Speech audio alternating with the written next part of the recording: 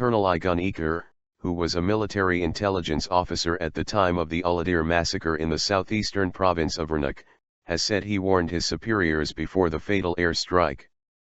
More than 3 years after the killing of 34 civilians, mostly youth, in the town of Uludere after allegedly being mistaken for militants belonging to the outlawed Kurdistan Workers Party, PKK, Aker reportedly said he had warned his superiors that the target could be civilians, not militants.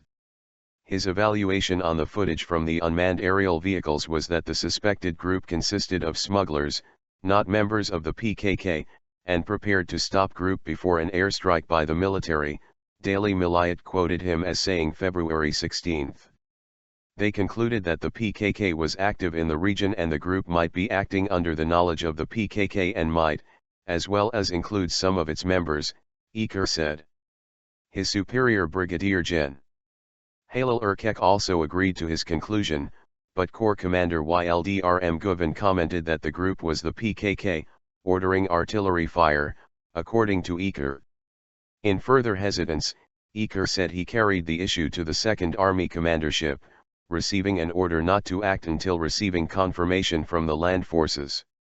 However, the Corps commander insisted on the artillery attack, he said.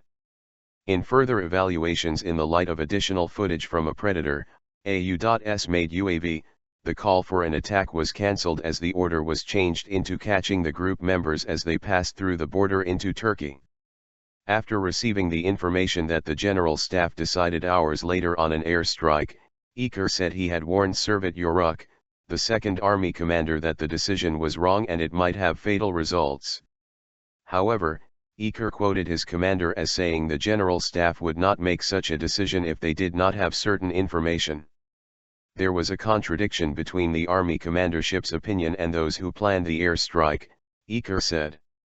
As those at the Image Inspection Center, we thought that the body that ruled for the airstrike had confirmed information that we did not possess.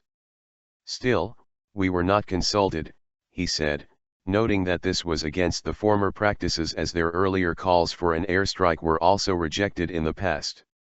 Still, some aerial operations abroad were made without any consultancy, he added.